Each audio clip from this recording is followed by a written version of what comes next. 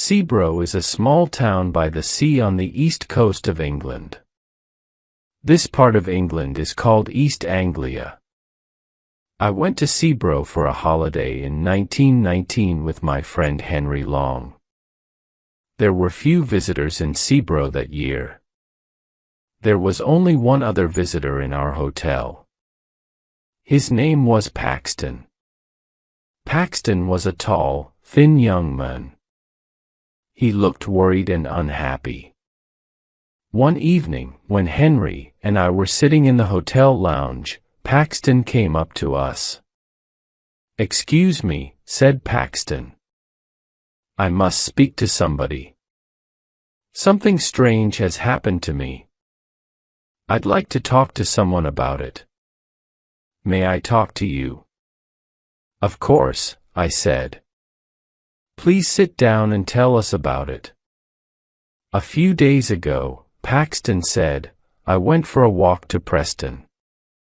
Preston is a village about 5 miles from here. I took my camera with me.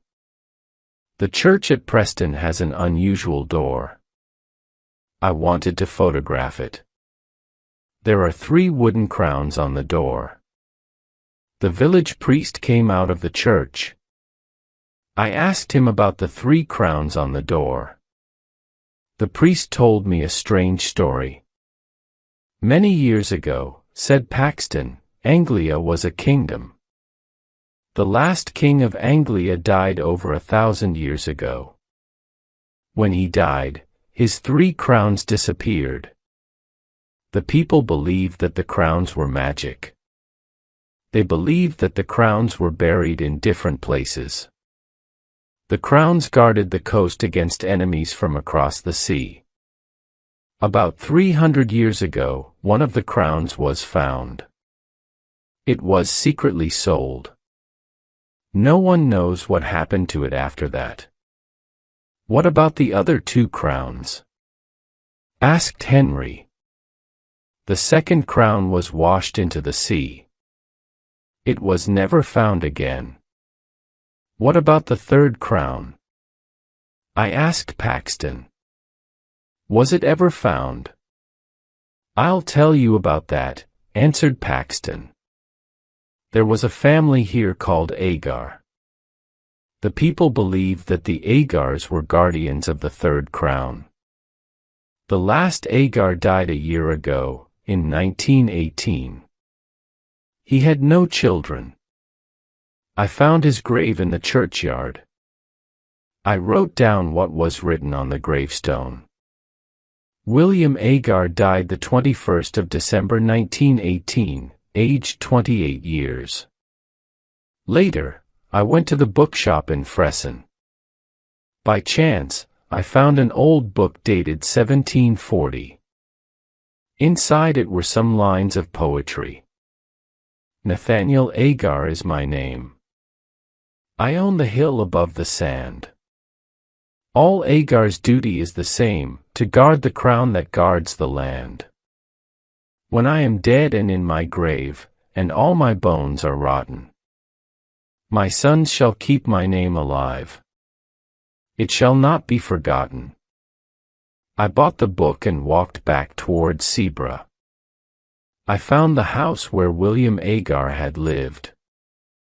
The house is halfway between Fresson and Seabro.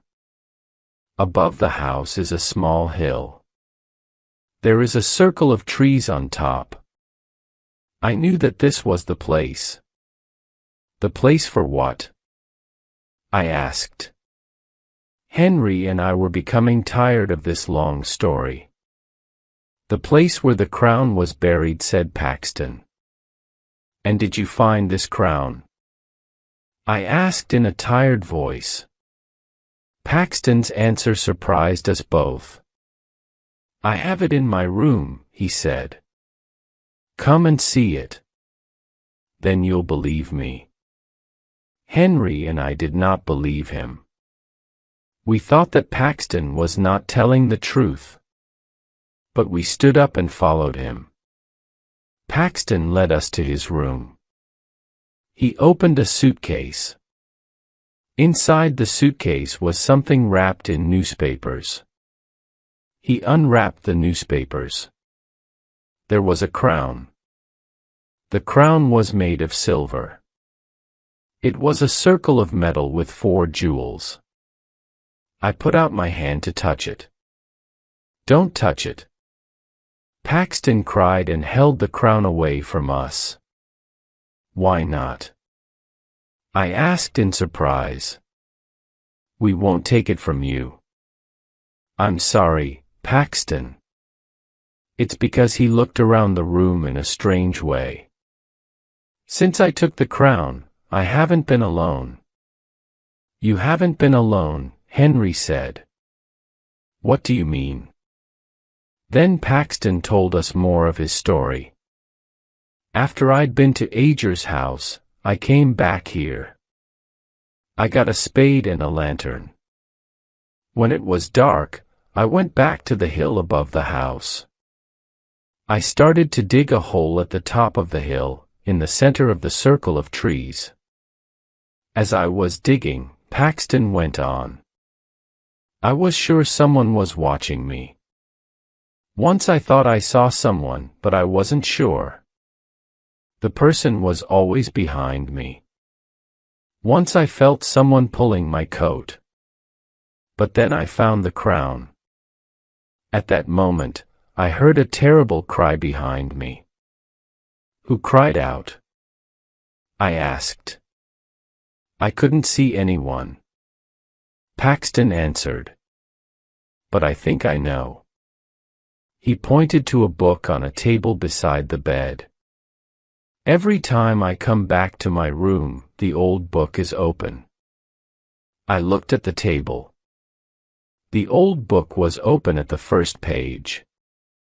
I saw the name William Ager 1890. "So you think that William Ager is following you?" I said. "But William Ager is dead." "It's the ghost of William Ager," said Paxton. "He won't leave me alone. He wants the crown, but he isn't strong enough to take it from me." "And what will you do with the crown?" I asked.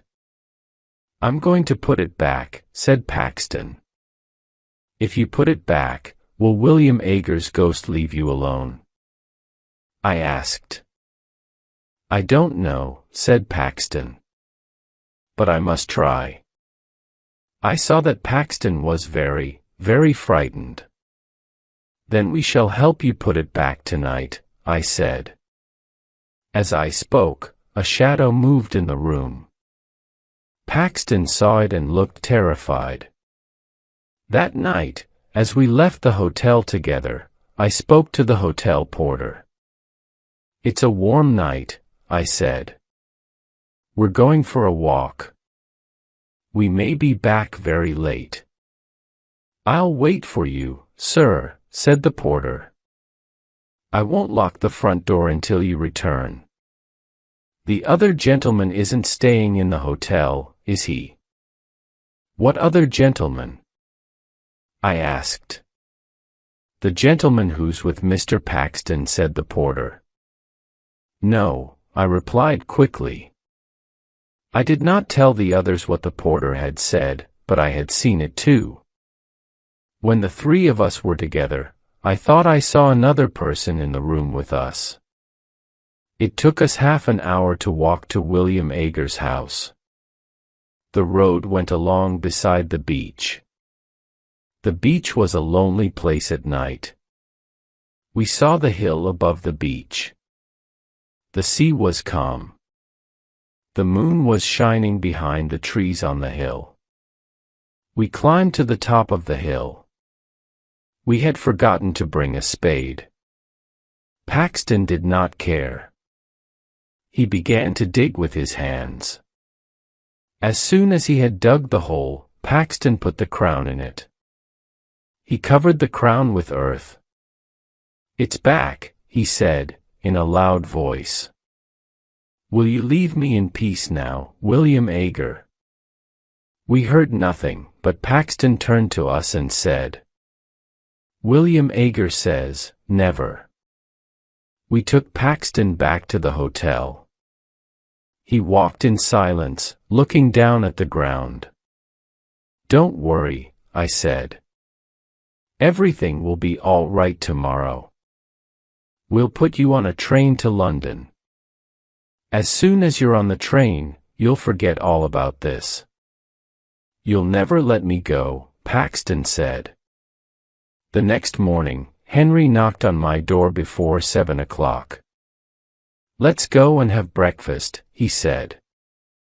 "Then we'll take Paxton to the railway station." I got dressed and went downstairs.